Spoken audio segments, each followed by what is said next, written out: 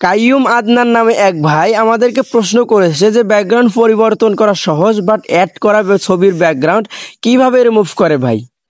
ও আচ্ছা, আজকের এই ভিডিওটাতে আপনাকে শিখাবো যে কিভাবে ছবির ব্যাকগ্রাউন্ড রিমুভ করে। তো বাইদো আজকের এই ভিডিওটা অনেক ইন্টারেস্টেড হতে যাচ্ছে। তো আপনারা যারা যারা এরকম কনফিউজে আছেন আপনারা আমাকে কমেন্ট বক্সে বলতে পারেন, আমি সে উত্তর দেওয়ার চেষ্টা করবো ইনশাল্লাহ। তো বাইদো আজকের এই এডিটিংটা শিখাবো, শেখানোর আগে আপনাদের কাছে জাস্ট একটা রিকোয়েস্ট, আপনারা যদি এই চ্যানেলে নতুন হয়ে থাকেন তাহলে অবশ্যই চ্যানেলটি সাবস্ক্রাইব করে দিবেন, পাশে থাকা বেল আইকনটি অল করে দিবেন। বাই দাও আপনাকে ডাইরেক্ট লাইভ প্রমাণ দেখাবো যে কিভাবে ছবির ব্যাকগ্রাউন্ড চেঞ্জ করতে হয়। এই জন্য আপনারা প্লে স্টোরে শুরুতে প্রবেশ করবেন, এই প্লে স্টোরে গিয়ে সার্চ দিবেন যে ইনশট। তো বাইরে আমি স্ক্রিনে দিয়ে রাখবো, এই যে ইনশট অ্যাপসটিতে আমি প্রবেশ করলাম, করার পর আপনারা প্লে স্টোর থেকে ডাউনলোড করে নেবেন।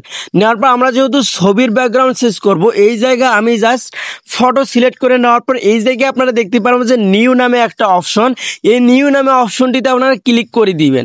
দেওয়ার পর আপনারা নিচে দেখতে পারবেন যে অনেকগুলো অপশন। তার আগে আপনাদেরকে বলি যে ছবিটির ব্যাকগ্রাউন্ডটা আগে আপনারা দেখে নিন, তারপরে চমক দেখে নিন।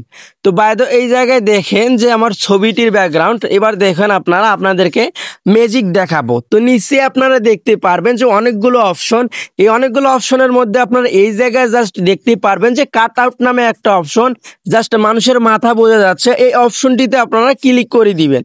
এই অপশনটিতে ক্লিক করে দিলে আপনাদের জাস্ট প্রথমবার মোবাইল ডাটা অন করতে হবে, দ্বিতীয়বার কোনো জাস্ট আনলিমিটেড রিমুভ করবেন কোনো প্রকার ঝামেলা ছাড়াই। তো বাদ এখন আপনারা সাইন আইকনে ক্লিক করে দিয়ে ছবিটা জাস্ট একটু জুম করে নেবেন। নেওয়ার পর আপনারা এই আবার ওই অপশনটিতে নিচে দেখতে পারবেন যে ব্যাকগ্রাউন্ড নামে যে অপশনটি রয়েছে, এই ব্যাকগ্রাউন্ড নামে অপশনটিতে ক্লিক করে দেওয়ার পর আপনারা দ্বিতীয় নাম্বারটিতে দেখতে পারবেন যে ফটো অ্যারো চিহ্ন, জাস্ট গ্যালারির অ্যারো চিহ্নর মতো চিহ্ন। তো এই জায়গায় আপনারা পেলে আপনাদের গ্যালারিতে প্রবেশ করবে, করার পর আপনারা গ্যালারির যে কোনো একটি ছবি নিয়ে জাস্ট এই জায়গায় বসিয়ে দিবেন, জাস্ট প্রফেশনাল ভাবে মনে হবে, জাস্ট মানুষ মনে করবে জাস্ট অরিজিনালের মতো।